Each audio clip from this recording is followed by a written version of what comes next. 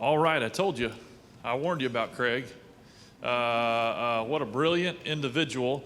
And Craig, I don't know where you are, but I'd give you a B plus if I was giving you a test. You got most of it right. You got most of it. What I love about this conference is that we can go from Stacey Dean, Undersecretary under the Biden administration, to Congressman Conaway, and that there is room under the tent for all of us. And we've said, you've heard me say 100 times, Jim Snee was laughing last night. He's like, I think I'm going to hear you saying no one person, no one organization, and no one sector can end hunger by themselves. It inherently requires us all. He said, I think I'm going to be dreaming about that in my sleep because I've heard it so much over the past 3 days. But it's true. It's true. We need to, if we want to create scalable solutions to addressing hunger in our communities, we have to marry research with proximity. And so it's important for us to hear challenging words from people that we don't always agree with. It's important that we listen to each other because our only pathway forward for us to end hunger in America is to work together. It almost feels like a divine irony that at a time of partisanship, at a time of regional conflict all over the world, that our only pathway forward to end hunger is to work together. But that's where we're at. And what a great couple of days of listening to each other and learning from each other and challenging each other so that we can hopefully bend this world towards justice. Okay. With that in mind, I've got a couple of introductions I want to do. First of all, my father is here. Dad, raise your hand. Randall Everett. Yeah. So we were going to talk about the Farm Bill, but instead I've got a litany of things that he did wrong raising me. So we're going to do that instead. Right. I also want to recognize Dr. Elaine Hernandez. I talked about her yesterday, and she is here today. Elaine, will you raise your hand? What a treat. Elaine is who I want to be when I grow up. Not my dad, but Elaine, to be very clear. And so it is a treat to have you. She is about to head to the Ukraine. And so now remember, she's retired. She goes from Honduras to the Ukraine to set up respite centers for people who have had to flee their homes and need food. And so thank you, Elaine, for being with us here today before you head to Eastern Europe. Our prayers and thoughts are certainly with you, and we're grateful for your courage. Now, that's right. Okay, Chairman Conaway. I first met Chairman Conaway before he was a congressman.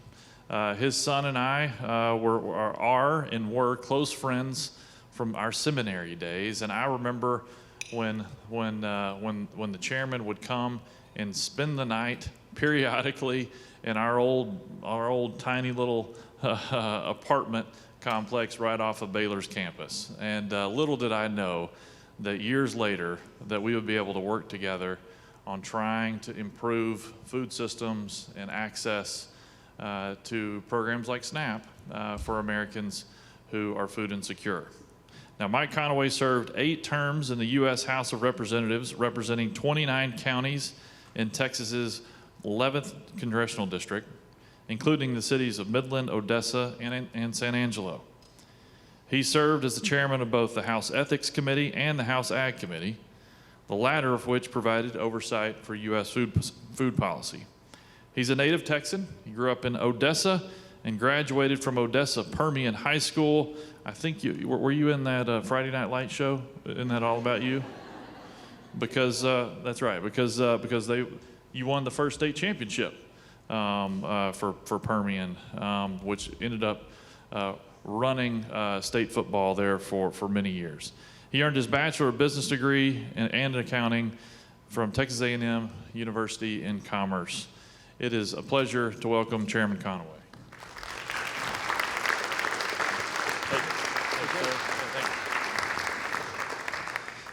Now, Now, this session was titled Pragmatic Bipartisanship, and it was titled such because we'd also invited Audrey Rowe. Now, Audrey served as the administrator of USDA programs under the Obama administration.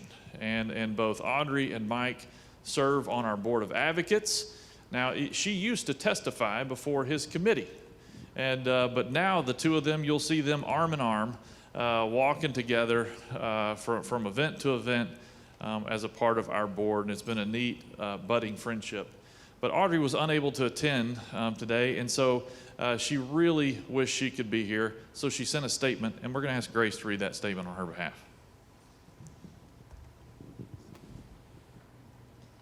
To the Baylor Collaborative on Hunger and Poverty and all the Together at the Table attendees, it is my hope that your time this week has been informative, inspiring, and has given you some new tools to combat food insecurity that you didn't have before.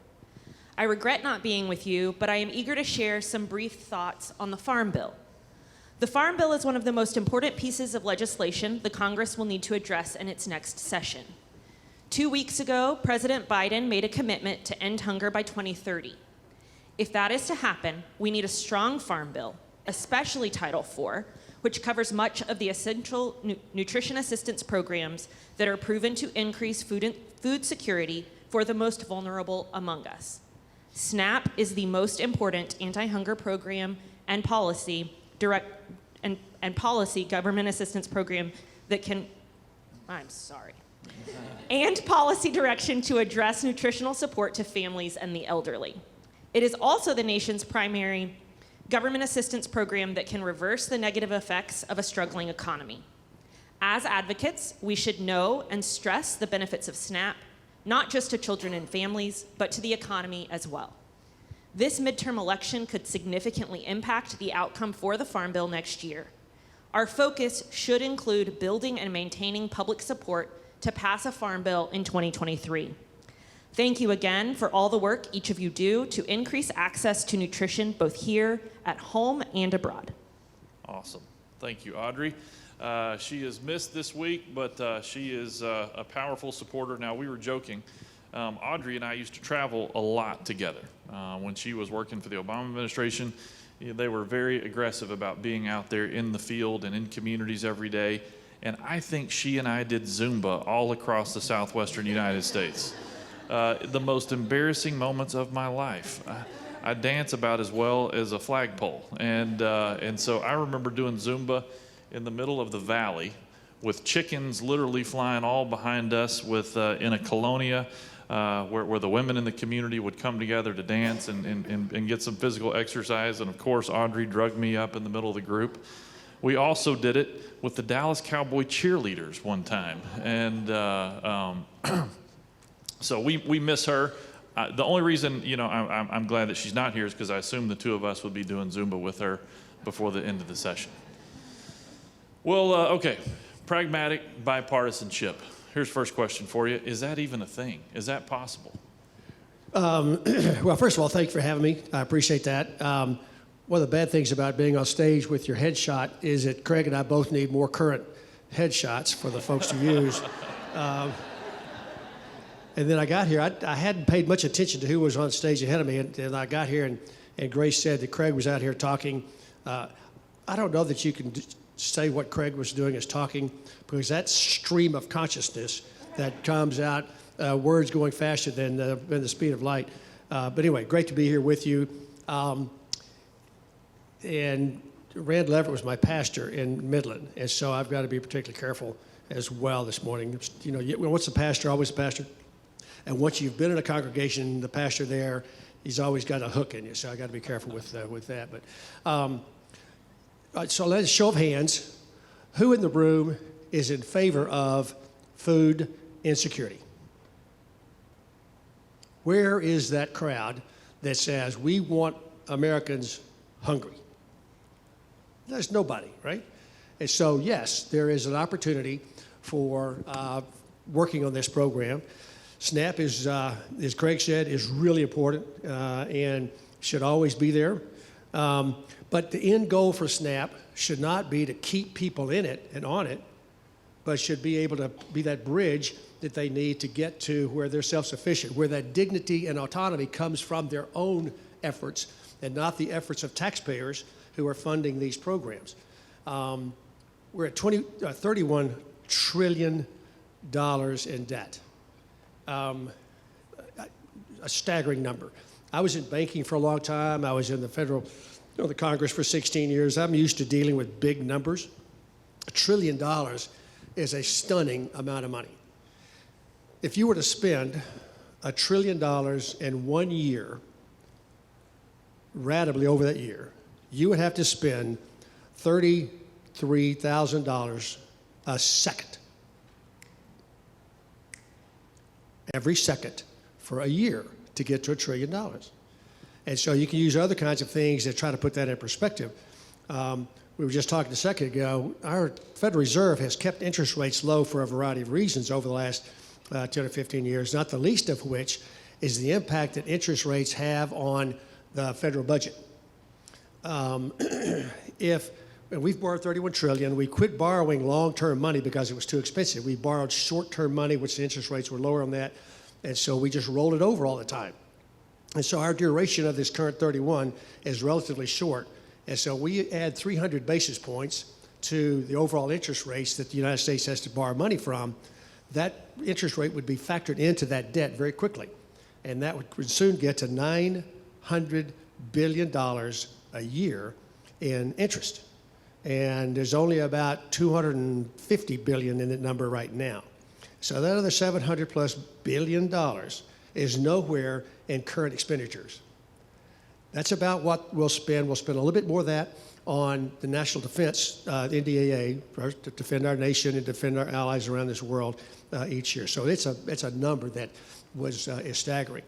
And so as we look at this pragmatic bipartisanship in this arena, we're all for nobody being hungry. We're all for the end results. But we also have to be for the taxpayer, either today's taxpayer or our great-grandchildren or our great-great-grandchildren who will still be paying interest on this debt. We're taking, every time we borrow money, we're taking resources from future generations of Americans that they won't have to deal with their problems. We're taking that money to deal with our problems today.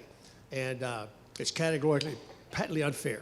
None of us in this room, I dare say, would do that to your own grandchildren. But collectively, we're doing it to everybody's grandchildren. And so we have hard choices ahead of us.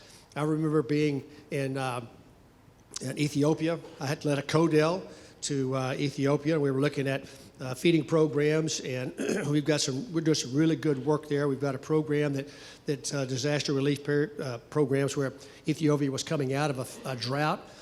And when you come out of a drought, your locally grown food takes a year to catch up. And so we had programs going in there, and I was watching this distribution thing they had, and the Catholic Relief Services ran the program in the country, doing a good job. I'm a CPA by profession, and so I wanted to see all the mechanics. So we went to where it came in, and we went to the large depot where it came out. We're looking at the controls, all this kind of stuff. We wound up way back up in the hitherlands where the ultimate distribution happens.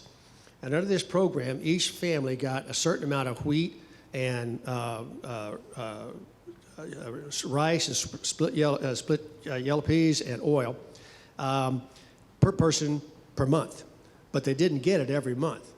Right? And so we were going to this distribution program, and there are certain times when there's indelible images that stick in your mind when you've experienced something. And so I was watching this process. So we had the village elder there, a table, and about 220 families being addressed here, and the head of the family would step up. The village elder would say, "Yep, that's so-and-so." He would put his thumbprint by his name, and then he would get the allotment for the family. And this one fella, couldn't tell how old he was, but he probably weighed, 110 pounds. And the two big fellas took a 50-kilo sack of wheat, which is 110 pounds, and sat it on him. And he slumped under that weight. Took it over, put it on his donkey, and then came back good for the rest of it. So then after a couple days later, CRS sends out a team to that village and says, they pick 20 families at random, They go to that family and said, all right, did you participate? Yes. Did you get what you thought you were going to get? Yes. Did you get all the way home with it? Yes. Did you have to pay anything for it? No. Asking all those kind of questions from a programming integrity standpoint that is key to continued support in this arena. So, but as I was watching that, and then we had one other quick one, went to a school. We have this Dole McGovern feeding program, which feeds school kids in countries. And there were about 600 little critters in this school, and they've got little uniforms on. And my team and I were coming in, and they're lined up, kind of a little gauntlet. And the only two English words they knew were welcome, welcome. So they're chanting that, and we're all excited. And so I go to the cook shed for this school, and it's literally a shed, 10 walls, no windows, no doors, dirt floor. And as I walk in, there's this cauldron of stuff that's being cooked, and this grizzled old woman was there stirring it. And so, big time that I am, I'm leading this committee, leading this deal, I asked her through the interpreter, can I stir the pot? And she said, no. I said, no, can I stir? And she said, no. And so, the interpreter of the team I'm with understand that I chair the committee that oversees that program. And I said, well, can I serve no, can't do that. And it got really kind of uncomfortable. And then she burst out laughing because she was yanking my chain. So she gives me the stick. It literally is a stick you had picked up off the ground. It wasn't. And so I start to stir it incorrectly. So she fixed, a little OJ on the job training there, stirred this thing. So I then go into the classroom. And I've got a favorite picture of all my time in Congress. I've got this picture of these 5 little girls, just incredible, great smiles. They're in their little uniforms, and they're sitting at this table, and they've got this plate of food at lunch that they have. And it's gruel, it's porridge, it's something. It's yellow peas and water and oil mixed up. And I have 7 grandchildren. And so I'm looking at these little 5 and 6-year-old, 7-year-old little girls, and I'm thinking, I don't think I could get my grandkids to even taste that. And these little guys are eating it. So through the interpreter, I said, well, is this lunch? Yep. I said, was it good? Oh, yeah, it's good. I said, well, do you eat it every day? Yep. And then I asked the most insensitive question you could probably ever ask. I asked, do you get tired of eating the same thing every day? Because grandkids. And they looked at me, and they looked at the interpreter, they looked back at me. Basically, what I asked them is, do you get tired of eating every day? In which they, of course, don't get tired of that. And so both those programs are terrific. But every place I went, I kept thinking, at this point in time, this was 2016, we're borrowing 1/3 of the money it takes to do this program. And this is really good stuff. But 1/3 of this is being paid for by future generations of Americans. And one of these days, we're going to have a reckoning. We're going to have a come to Jesus experience with this nation with respect to this debt. And have to make hard decisions between good things and better things, or good things and good things, not good and bad. The bad will get flushed out. But these will be hard choices that we'll have to choose to quit doing this kind of work in order to take care of Americans. So bipartisanship has to account for both the good that it does, as well as the expenses and the cost and the program integrity that goes with certification and recertification and all the things that bother some people in trying to get this done. So that's where the bipartisanship is going to happen. Is we're going to have to recognize that both sides have to work toward the middle, because the end goal is the same for everybody. I didn't see one hand go up in here on being in favor of food insecurity. And so we've got that ultimate goal to get there. It's just how do we make that work, and can we in fact be big enough to do that? Well, so you talk about McGovern Dole and foreign assistance, and let's just stay with the theme of pragmatic bipartisanship for a second. So, what are, specifically as we think about the Farm Bill, but also some of the broader work that you did as a member of Congress, what were some of the consistent themes that are targeted towards a population that we all work with on a daily basis, where you could consistently get bipartisanship, whether that was domestic or global? Where were Republicans and Democrats at the table and able to agree to be able to move that cause forward?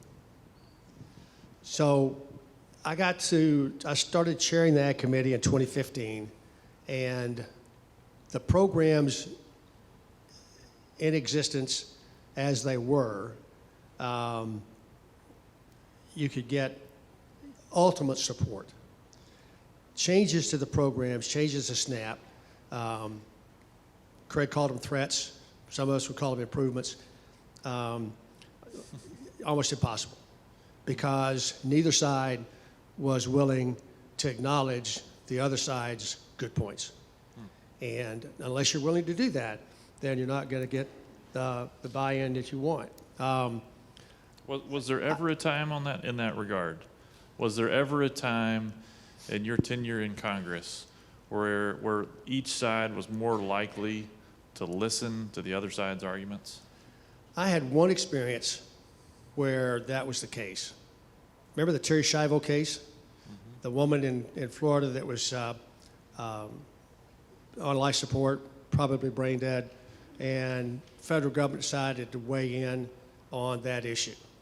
And it was in August of that year, and so they called us back, and so not everybody came back, but Sunday afternoon, and for about 4 hours, we sat in the chambers listening to the debate, listening to the comments, because nobody knew what the right answer was. Nobody knew how to get there. We didn't walk in with how I'm going to vote. So we sat there and listened. It didn't matter whether you're a Republican or Democrat. The arguments are across the board, back and forth, that kind of thing. That was the one time where we actually, did that. Most of the time, by the time you get to a vote on the floor, it's pretty well set how you're going to move forward. So we did over 100 hearings in the 3 years leading up to the Farm Bill in 18, and trying to lay the groundwork for what worked out of the 14 bill, what didn't work. I don't have off the top of my head the number of nutrition hearings that we had, but we had a lot of nutrition hearings because that was the focus that I had. I wanted to improve SNAP, I wanted to strengthen it, and I wanted to make sure that whatever criticisms people had of the program, that we tried to address those, because maintaining public support for a program as important as SNAP is important in and of itself. Because if you lose taxpayer support for that, then that's going to get communicated to members, and you're going to have a harder time sustaining or getting those programs done. So we did a soup to nuts look at it. SNAP had not been reviewed that well since 96, 97 era, and there were a lot of things out of whack. Craig mentioned the asset test. We inflated the asset test using the CPI numbers up to current day so as to raise those levels to a more rational number. We also said every family ought to have a nest egg, and so the first $2,000 of cash would not count in your asset test, so that everybody would have a cash reserve that made sense to try to make it have some dignity to it. We looked at the idea that able-bodied adults without dependents should work or train to be working. And at that point in time, the 17, 18, we had a good waiver process, but the waiver itself was being abused. We had unemployment under 5% in the United States, and yet all of California was under a work waiver for able-bodied adults. That's a moral hazard. To have that circumstance go on like that with a program that's this important. And there were other improvements to what we thought were improvements to categorical eligibility and other things that would have helped with the program integrity. I knew that those efforts would result in less money being spent on SNAP. I also knew that if I took that money anywhere else outside of SNAP, that was a non-starter. And so I said, all right, whatever we save will be pulled back into improving the program, or will go into education and training funds that would be distributed to the states, and the states would run those programs. Every time education and training programs come up, my Democrat colleagues scream and holler that they're underfunded. So I thought, well, all right, we'll address that issue. And it was billions and billions of dollars that would not be spent on SNAP that we would put on that program. And roll that out. The bill did not get, with those provisions in it, did not get one vote from the Democrat out of committee. The other part of the Farm Bill, the non-SNAP titles, you work with your colleagues on both sides after your chairman. to say, all right, what is your priorities to get in this farm bill, the Democrats and Republicans? And the Democrat colleagues, we put all of their priorities into the bill as a part of what we got as part of that base bill, but Republicans as well. I brought it to the committee. The Dems did not offer one amendment, and they all voted against it en masse, and with their stuff in it, because of the things I was trying to get done with SNAP, including the rolling the money into education and training. And to a person, they all screamed that the education and training dollars were being wasted, that we're going to a state bureaucracy that didn't know how to use it, all these other kind of nonsense that was wrong. And so it didn't get a vote there, did not get a vote on the House floor until the conference report, which was the third vote on the floor on this bill.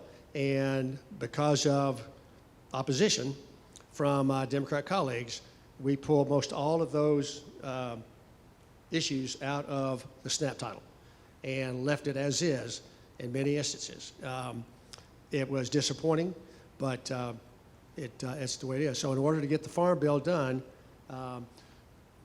the first time I brought it to the floor, it failed. I lost that vote. It was like 198 to 213. When I brought it back the second time, I had modified it to, because I get any Democrat votes, I'd made some changes to try to get votes from the Freedom Caucus, because I had to get one more vote for it than against it. And I brought it back to the floor, and a landslide at that time, 213 to 211. That's an accounting joke. Yeah, that's right. CPAs aren't funny by nature, and so I'm going to have to tell you when I'm trying to be humorous, all right? That was a landslide of 213 to 211. It's a weird concept. So then we go to conference with the Senate, and my Senate colleagues would argue that all of the things I wanted to do with the waivers and CADL and all the other things that we try to make changes, that the Secretary of Ag had the regulatory authority to do that. That they didn't need to do. We didn't need to put it in law. It was unnecessary. It was irrelevant because the Secretary could do that. Well, so we pulled all that stuff out, knowing that I couldn't get the bill passed unless I did that. So I pulled that stuff out, brought it back to the floor, and I got 369 votes instead of the 213. And so we got the bipartisan, the largest vote ever on a farm bill. Once it was signed by the president in January of 19, when then Secretary Perdue began to try to propose those changes, my colleagues in the Senate all said, no, you don't have that authority. Nope, you don't have that authority. So it's, and it was a bipartisan no. I mean, it was Pat Roberts and Debbie Stabenow both were complicit in that flip-flop between what they were arguing with me during the conference conversation and there. So, you know, bipartisanship sounds wonderful, and it should be the goal, but it's obviously stunningly difficult to make happen in the real world. Our nation has always had partisan issues. If you go back to the election that John Adams and Thomas Jefferson had, they said some awful, nasty things about each other and just got at it. The issue, though, was it took a week for anybody else besides the guy who wrote the nasty stuff to figure it out. Well, our tools today of being able to communicate that nasty stuff are instantaneous. And we as consumers of that don't have a good handle yet on how to modify and how to restrict all of that input so that it doesn't get overweighted in the concept of trying to make a decision. Last point I'd make. Our Constitution was negotiated behind closed doors with no press, nobody in there, right? They couldn't make the kinds of arguments, the give and take that you have to do, and have each of those arguments then splat all over whether it's CNN or Fox on a daily basis, because as a Republican, I couldn't propose some sort of a tax increase without getting destroyed in the media on the Fox. They couldn't propose cuts to anything without getting destroyed on MSNBC and CNN. So having these negotiations in the way that our system does is even more difficult today than it ever has been, because you can't move toward the middle without the extremes on both sides just beating the dog out of you. And we control that. We, the voters, control that. And as we participate on the extremes, then it just exacerbates our ability to try to come to that middle that's where most of America is. Most of America is not hard right or hard left. They're in the middle. And that's where they want to live. That's where they live. But we can't get there with the tools that we have today to keep dividing our nation, dividing our country and our people the way that they're currently set up to make it happen. So I want to. I'd rather be. I would love to be able to come in here and say absolutely yes, yes, yes. But that would be. My pastor would call me a liar, liar, pants on fire, if I tried to give you a sugarcoat kind of where we are with respect to. He's going to do that anyway, so you might as well. Yeah, that's okay. So here's I do want to pivot to this upcoming farm bill, but I think we need to take a step back and understand the farm bill a little bit better. Now you were in Congress for 16 years. Right, and obviously it was an easy job. All that you've just described, it just seems like an easy job of negotiation. Mike is actually 35 years old, and so started when he was 19. And so, okay, tell me this. So we know the Farm Bill, a lot of us do, because of the SNAP and foreign food assistance that's into the Farm Bill. Why in the world are SNAP and foreign assistance tucked into an agriculture bill? Well, or why is agriculture tucked into a SNAP bill? Yeah. So it's a pragmatic effort to get the votes to get to 218 in the House, because when they first linked this up together, it was to get it passed. And so when I was negotiating the 18 Farm Bill, this issue would come up all the time. And my patent answer was, I am agnostic. We can do them separately or we can do them together, but I'm going to get it done, period. And the votes weren't there on SNAP without bringing the ag piece in, and the votes weren't there on ag without putting the SNAP piece in. Now, that may change over time, but for 18, well, I did 08, 14, and 18. I was there for all three of those, and this conversation comes up every single time.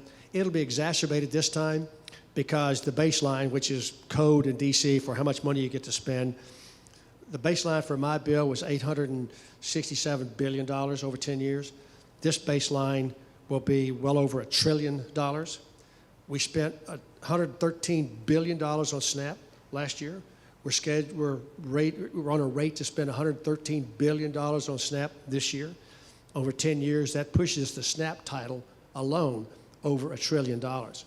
And so, and then whatever the non-SNAP titles will spend will be about probably 15 to 20% on top of that. So you're maybe looking at $1.2 trillion, with SNAP being $1 trillion, just kind of round. I mean, when you're rounding for $1 trillion, it's a lot of money. So I think it'll be exacerbated this time because SNAP title grew dramatically, and because I think in 2019 we spent $79 billion on SNAP. This year was $113 billion. Lots of reasons, all that kind of stuff. But the farm programs, the non-SNAP farm programs, did not grow at all. And so I think you'll have this conversation, but it's all about just getting to 218 in the House and 60 in the Senate to get it to the president's desk.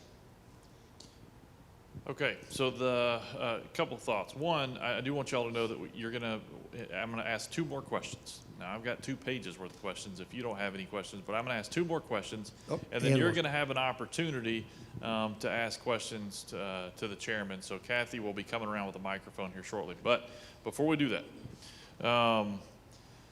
so it's projected that the House is gonna flip.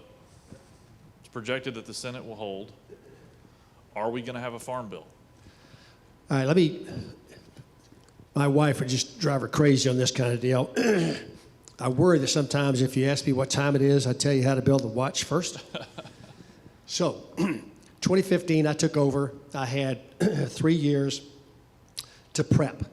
Hearings, field hearings, lay out the groundwork, all this kind of thing.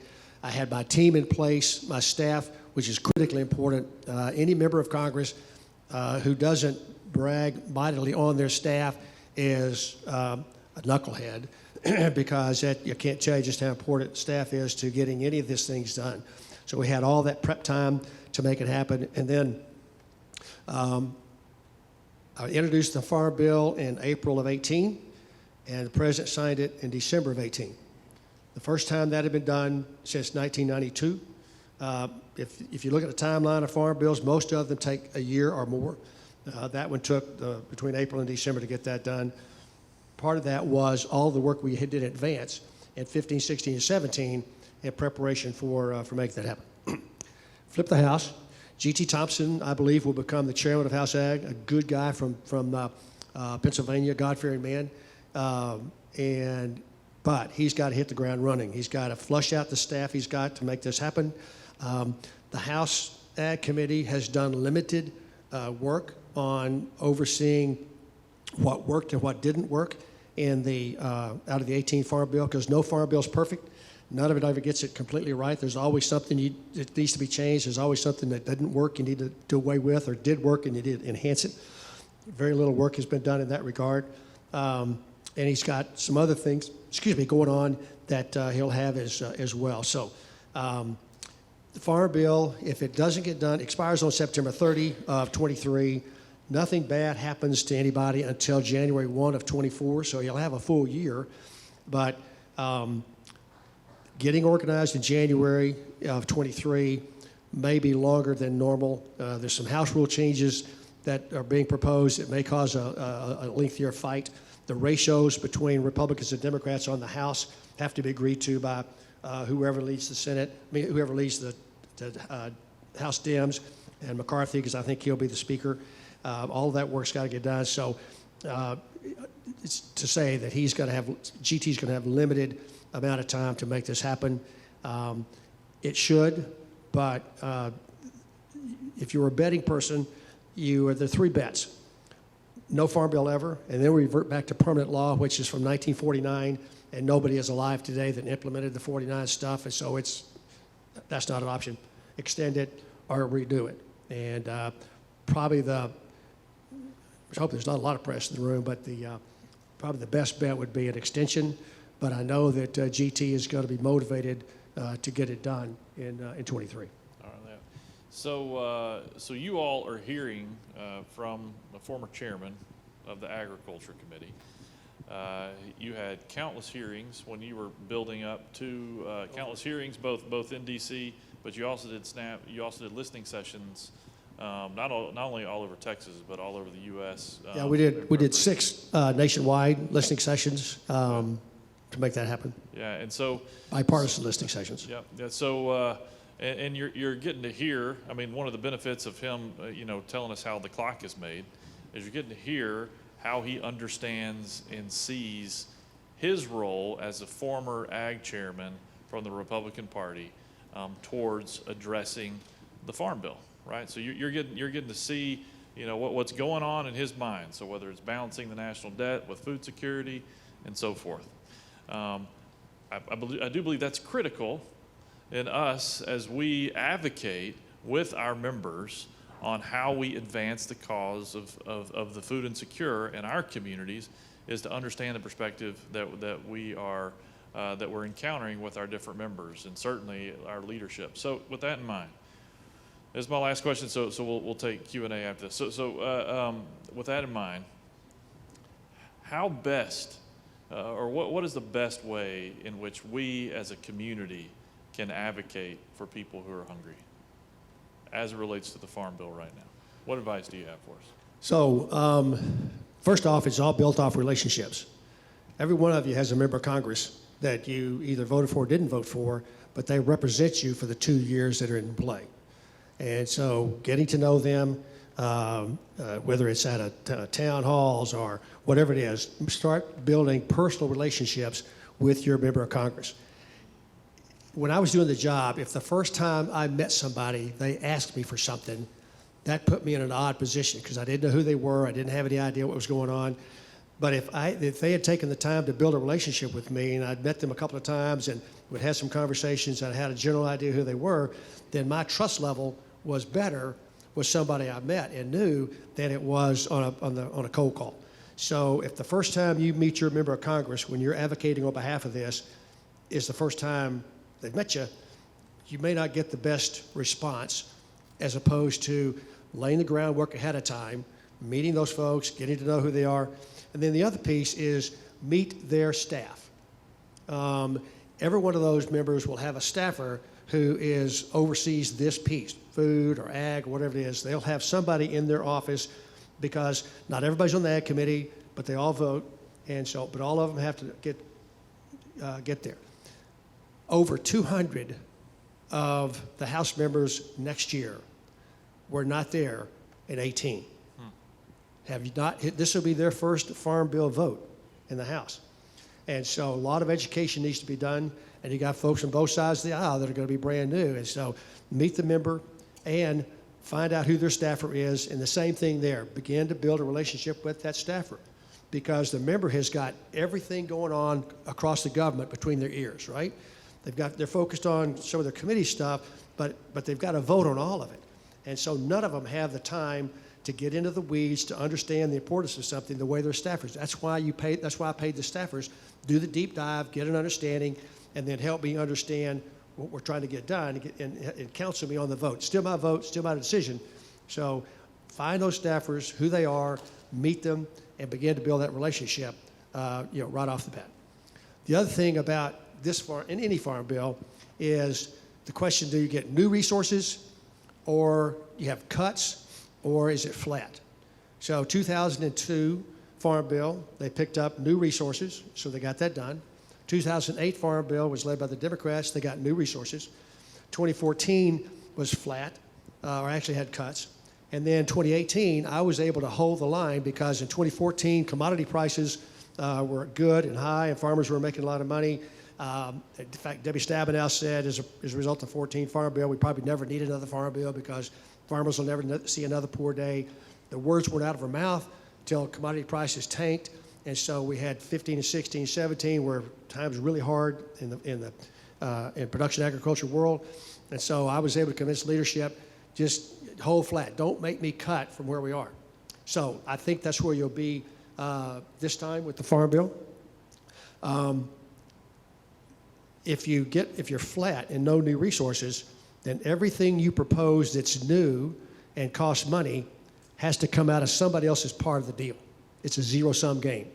So if I want to make an improvement over here, then I got to cut somebody else's program. Every dollar that goes out of the federal treasury winds up on somebody's deposit slip in their bank account. If you decide not to send them that dollar, they're going to be grumpy. All right? So it is really hard to take money away from programs that are in place and put it in something new. So that will complicate the dynamic. So as you look at what you're going to advocate for, understand that member will have other people who are in the ear on the other side arguing, no, don't cut my program because it's really important and it's the greatest thing ever. And then you've got you talking to them about, I don't care where the money comes from, I just need this new deal. So be cognizant of the tension that a member will experience in this arena, because it's not inconsequential to what's going on, because even though overall we just continue to borrow money like it's there's no tomorrow, when you get to the Farm Bill, I think GT will at best be able to be flat against that baseline that CBO comes up with. Probably in March, I guess, is when they'll come up with the one that he'll have to work his magic off of. So just understand that when you ask for something different, that somebody else is going to be out there arguing against you just because their program gets hurt. Let's take it to the audience. Kathy, okay, Ann McDonald. Ann, why don't you stand up when you're asking your question? Hi, thanks, Chairman Conaway. As we kind of come out of the White House conference and this administration trying to put more energy behind the food nutrition conversation, how do you see that playing out in a new Congress, a little more specifically, if there is a Thompson chairmanship and or a Thompson and Boozman chairmanship? So a total Republican Congress and a Democratic White House.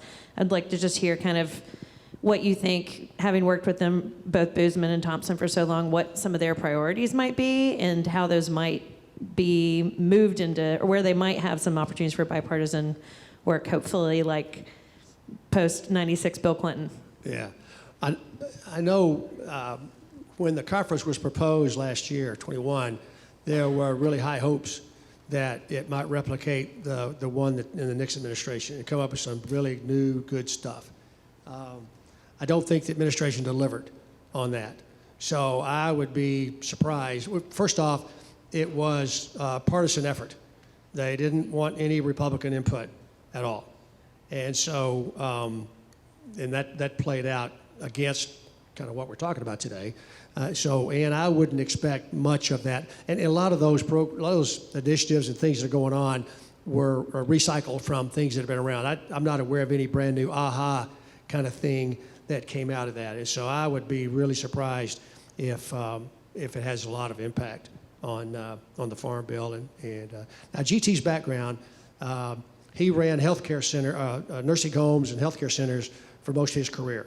So he led the nutrition title for me in the 18 Farm Bill. So he has a heart for this issue. He understands it, and he's the right guy, in my view, to be shepherding the 23 Farm Bill off the committee. But I don't think the White House summit on hunger will have much, if any, impact. Here's one impact I would say that I do think that for the moment, and we talked about this over the past couple of days, we took our eyes off the piece of paper, off the prepositional phrases and off the particular titles, and we looked to the horizon and we painted a picture to say, how can we end hunger in America? And so I think the devil will be in the details for sure. So how are we going to operationalize that when it gets to key pieces of legislation? But at least for a moment, we were able to look up to the horizon. Jagger, do you have a question? Yeah. Great. Thanks, Jeremy. Thanks, Congressman Conaway. As we listen to how challenging it's been on the Farm Bill and on domestic food security from what you've been saying, if we look at the Global Food Security Act of 2016, it was passed 269 to 53, and it had even more stronger bipartisan support in the Senate, and then it was reauthorized again in 2017 with strong bipartisan support. Why is it that we have such strong bipartisan support and recognition of the importance of food security and development overseas, including for our national security, whereas there's so much contention when it comes to domestic food security? And is there anything we can borrow from that gives us hope that we could build bipartisanship domestically in the future? Yeah, Yeager, I think the Midland City Council at one time had an agenda, had two items on it. One was to buy a $10,000 tractor, and two was to spend several $1 million on a real estate deal. So they debate this thing, and the debate on the tractor ran for 2+ hours. And then the debate on the multi-million-dollar deal was about 15 minutes. And so some guy asked the city manager, said, well, how do you explain that? And the guy said, well, I think the councilman knew something about tractors. So, a little callous, but the foreign issue, we don't get the granular details and the anecdotes of cheating and program inefficiencies and fraud and abuse that we get in these programs. And so it's easy to just look at the big picture there and not see the details.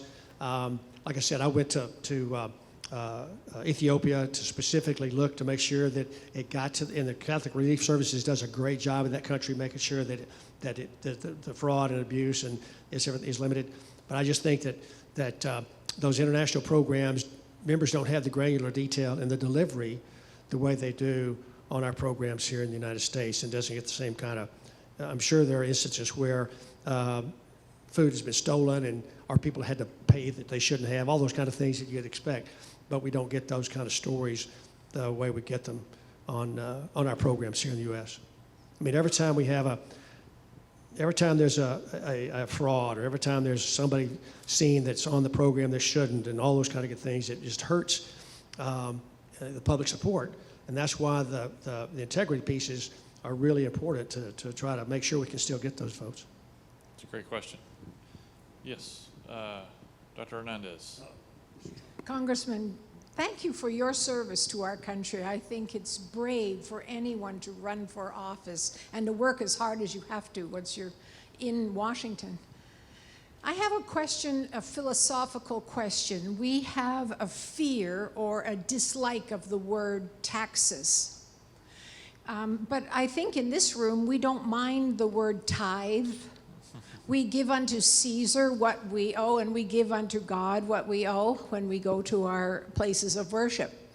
Would it be possible to change our language and ask the billionaires to tithe to our programs that we need in the United States? That notion of that it is positive rather than negative. I think we need a sort of a new conversation of how when everyone does their part, everyone pays what they should pay, then I think we will be addressing the $1 trillion debt.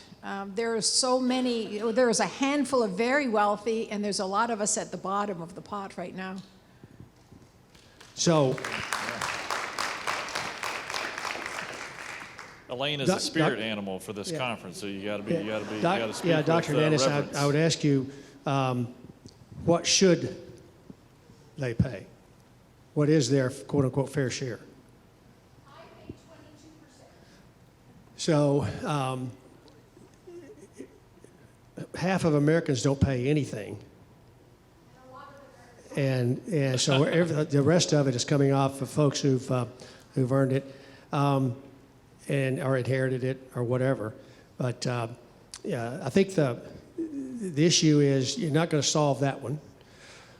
What would help solve is a forcing mechanism at the federal level. Republicans are really great at spending money, but not be willing to raise taxes to pay for it. And my Democrat friends are the same way. That should be a false premise. If I'm willing to spend the money, somebody else's money, then I should be willing to take the vote to take that money away from them. Right? And we just don't do that because we don't have to. The state of Texas has a balanced budget amendment. Waco has a balanced budget amendment. The city councilmen have to make a really difficult choice in August of every year between good and good because they can't spend more than they're going to take in, right? We need that piece at the federal level as well. So if I'm going to be willing to spend money on something, I should be willing to raise the taxes to fund that to get to a balanced budget. And I think at that point in time, Craig mentioned there's a lot of things we spend money on that we shouldn't be spending. I agree with that. We wouldn't spend those dollars if we had to raise taxes in order to make that happen. So whether you want to argue that the ultra wealthy are not paying their quote unquote fair share, all those kind of good things, that's really a non-starter as long as the federal government can borrow money, because you're not going to force people to face up to that in this reality, because it's far too easy to spend it and not raise that money. So I agree with you that we shouldn't be spending money that we're not willing to take away from each other to fund that going on. Instead, we think it's perfectly all right, as I mentioned earlier, to take it away from future generations of Americans, use those resources that should be theirs to deal with their problems.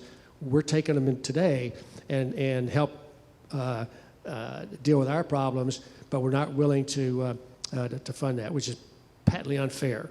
And so I think the forcing mechanism of the federal government, whether the ultimate billionaires like it or not, I think you'll force the issue if Congress had to have a balanced budget every year. We came within one vote in the Senate to a balanced budget amendment. Late 90s, the dot-com boom, we actually ran federal surpluses. The last time we ran federal surpluses, and we had former Governor of Ohio likes to claim he had a number of years where he was budget chair and they ran budget surpluses, but that included the Social Security surplus to help offset general expenses. But there were 2 years where we had general revenue surpluses without Social Security surpluses. Passed the House with the requisite number of votes. It went into the Senate, a balanced budget amendment. It said, all right, we're going to, there's never an easier time to implement a balanced budget amendment than when your budget's balanced. And so it went to the Senate, and it failed by 2 votes there. Bob Dole voted no so he could bring it back up. But a senator from the West Coast voted no because his high school economics teacher told him that a balanced budget amendment at the federal level was a bad idea. So if that person had voted yes, I think, and it was sent it to the states, I think the states would have adopted it right off, and we would, I don't know what our tax rates would be right now, but we wouldn't have $31 trillion in debt that we're passing on. So, because we'd have been forced to raise taxes, well, that has a dampening effect on you being willing to spend money. But it's all about that. So I would argue that it would be easier if we did that than it would be to try to argue that ultra-rich people should pay half or whatever, 22%, whatever the number is, to quote-unquote balance the budget. If you look at revenues, we're collecting more revenue than we've ever collected at the federal level. And we're still running record deficits. So. Well, and one of the reasons that we had that balanced budget and the surplus in the 90s during the dot-com was because George H.W. Bush raised taxes. Now, it cost him his job. But I think that's interesting that Elaine brings that up. I think we probably need to have bumper stickers or bracelets that say WWED, what would Elaine do? And I think if we do that, then we'd all be better off as a nation. Yes, sir, Lupe. Hello, my name is Lupe Conchas and I'm with Bread for the World. Yesterday we had a Farm Bill listening session in one of our workshops, and Bread for the World is taking a food systems approach. We know that we discussed yesterday as a group that the statistic that over 90% of farmers are white. There's also a racial wealth gap, which is 13 to 1 for every $13 of generational wealth that white families have. Black families have $1 of generational wealth. When advocating for equity, which has become politicized for Black, Latino, and Native American small farmers, how can we message this to a broader audience when it comes to the need for access to capital, financing, and protections from discrimination from USDA policy? So my question to you is, how can we message this to a broader audience, especially going into the Farm Bill discussions in 2023? Thank you. Well, thanks there. We have any number of programs in the Farm Bill pointed specifically for new and beginning farmers, veteran farmers, farmers of color, those kind of things. There are programs out there to support that. The barrier to entry into farming is the land. If you inherit it, it's there. But if you have to start a new farming operation from scratch, that buying the land and getting access to the land is cost prohibitive. I mean, it just doesn't work to make that happen. So we try to promote all these things, but how these young farmers and old farmers that are getting it for the first time, or farmers of color, et cetera, how do we get them onto the property? And that's the big issue. There's some ideas out there that there are certain farm families out there who have generations that are not wanting to come back home and farm. And so what do those families do? Is there a way to transition those big operations to smaller operations that make that happen? Those by nature are inefficient. Cotton is an example. A family can't live off of something less than 1,000 acres of cotton. And because all the stuff that goes into it, and those are farmer operations. So it really is that issue, and whether you're doing it under the umbrella of equity and whatever you might do it, that's the thing you've got to address. And there's got to be no real resources at scope.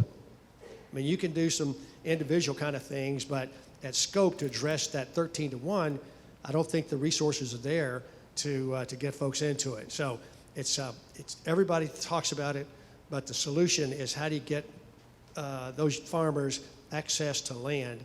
And if you could come up with that idea, then that would everybody would be willing to have that conversation with you.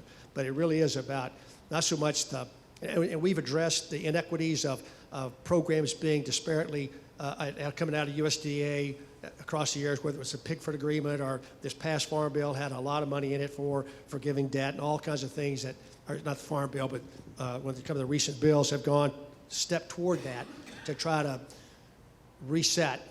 You're never going to get it reset properly, but to try to reset some of the things some of the abuses, some of the unfairness that went on in that regard. But going forward, it's about how do you get people on the land, and man, I don't have the answer either, but that's the toughest part of it.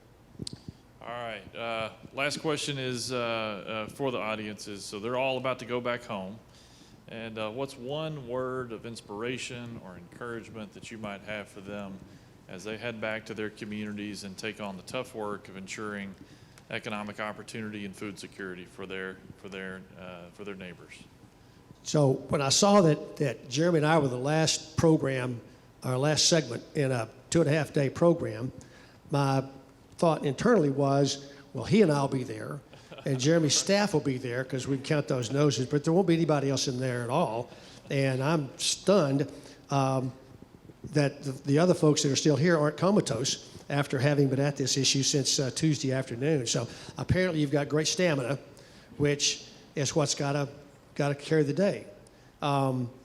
First off, in this arena, don't say no on behalf of somebody else. Don't presume that somebody you're going to is going to tell you no, and don't go to them, right? Make them say no. So stay at it, ask the questions, continue to pose look for solutions, because members of Congress make terrible referees. And so if you've got a solution that's got folks on both sides of it in the arena, then settle those differences among yourselves first, and then come with a united front. Because if you give me a choice between this one and this one, I'm probably not going to do anything, because I've got constituents on both sides. I've got people. So settle your differences and try to present as united front with a solution as you can, and take that element out of the equation, so that members can't hide behind the idea, well, I got people talking to me over here and over here, and just stay at it. You all have great stamina, just demonstrated by the fact that you're still here and still awake. And so continue to use that stamina, continue to do what you've been doing to try to get where you are, and look where this program has come from over the years. It has gotten better and better, and it's addressed things that weren't addressed in the past, and it's done some things. So improvements are available and are there, but they're going to require you to do the legwork, meet your member, meet the staffer, do all that hard stuff that you've got to do, and then present as united a front as you can with your solution when you come to Congress with whatever it is you're trying to get done. But stay at it. Just stay at it every day. And as you know, it's you're doing the Lord's work, period. And His strength and His guidance will lead this effort moving forward. But just continue to call on His strength and His guidance, and stay at it. Chairman Conaway, thank you. Would you all please, thank you, Chairman. Good job. Thank you, sir. Appreciate it.